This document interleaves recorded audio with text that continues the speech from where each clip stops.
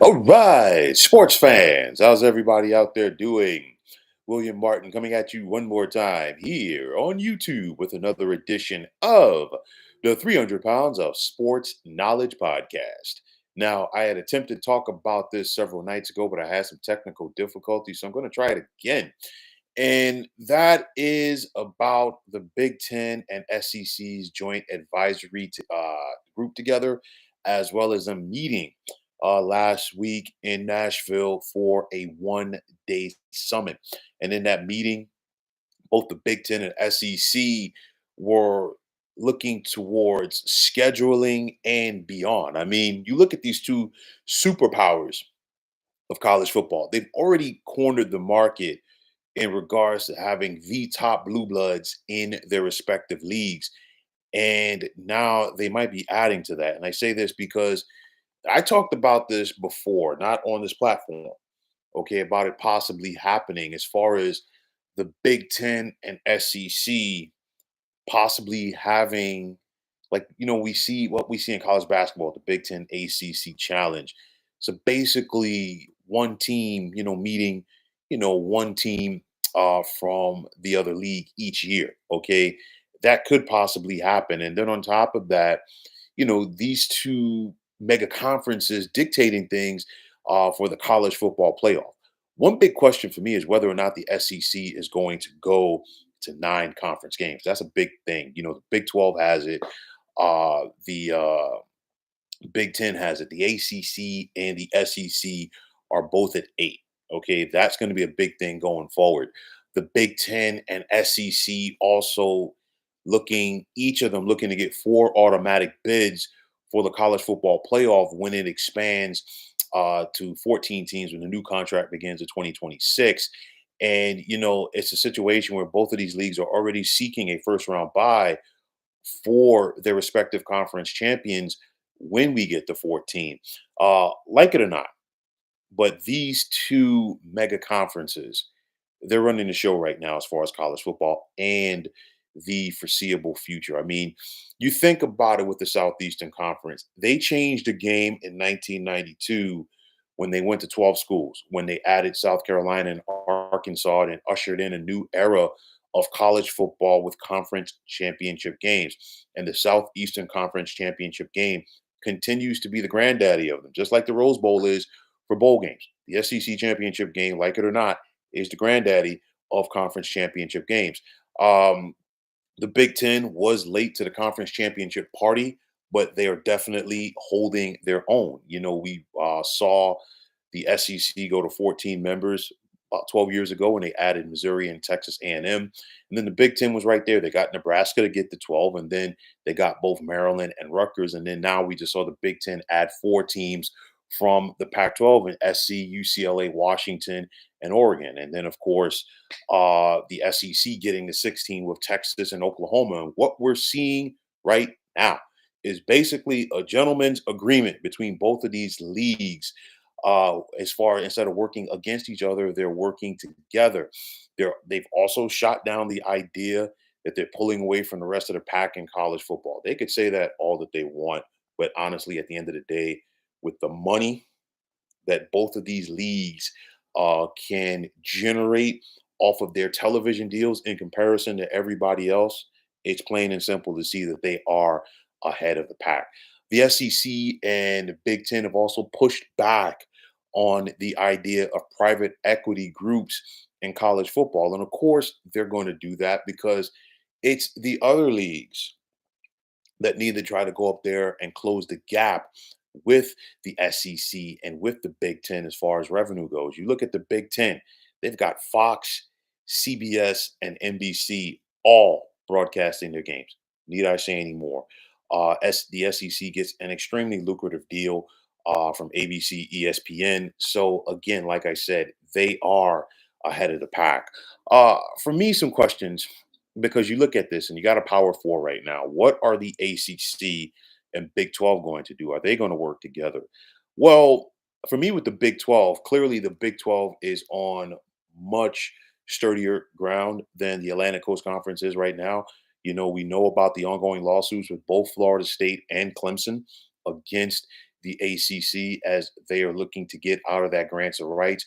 You don't have that issue right now in the Big 12. So clearly, they're the league that's on steadier ground. And of course, depending on how things go, with the court cases with the ACC against Florida State and Clemson, and Florida State and Clemson each going back against the league.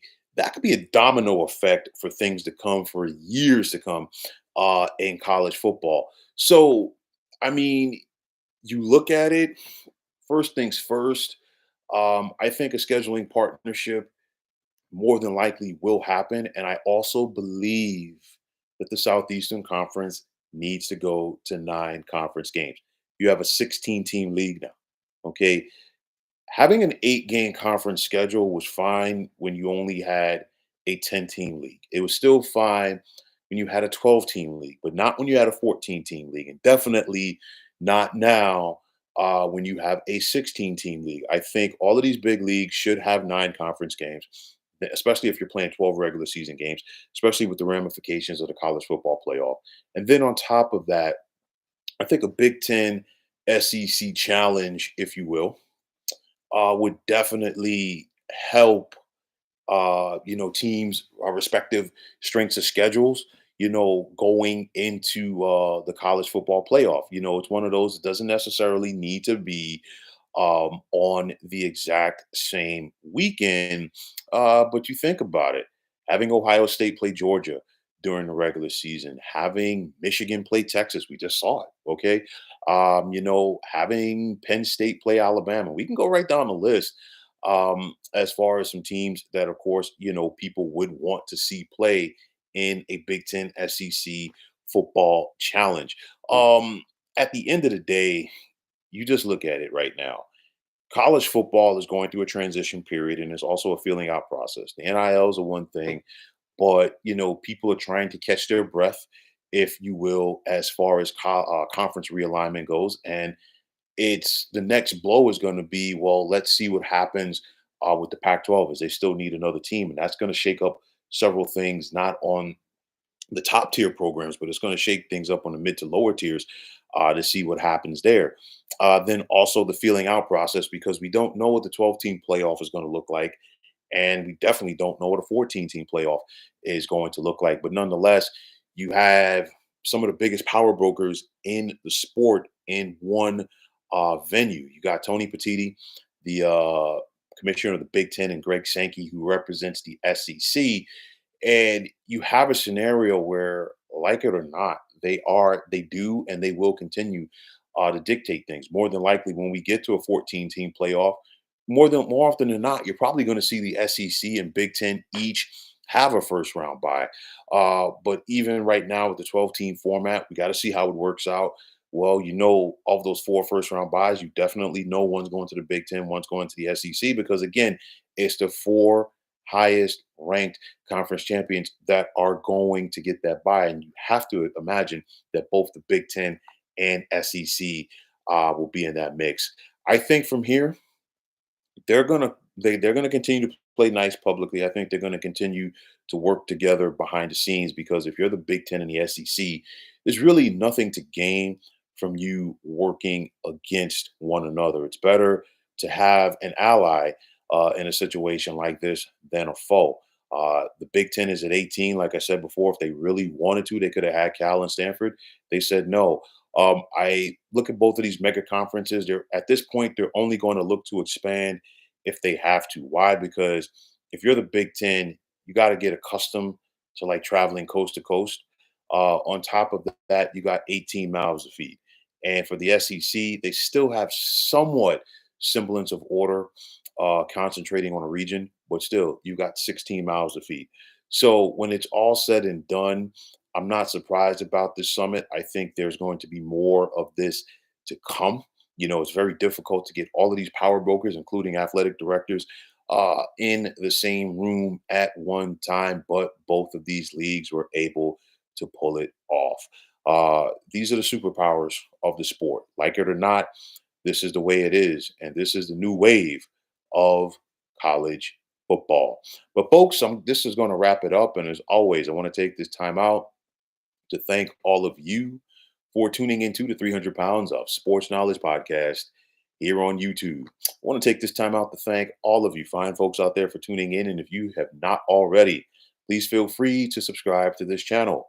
Now, if you are on the X, formerly known as Twitter, please feel free to follow me at 300 Pounds of Sports. And like I always say, if you follow me, it will be my pleasure to follow you right back. There's also the sports discussion group on Facebook at the Sports Depot 365. Now, you can check it out. Drop a line and be a part of one of the better sports debating sites going on social media. So, once again, fine folks, my name is William Martin, and I am signing off. And I'm saying take care and have yourselves a wonderful day.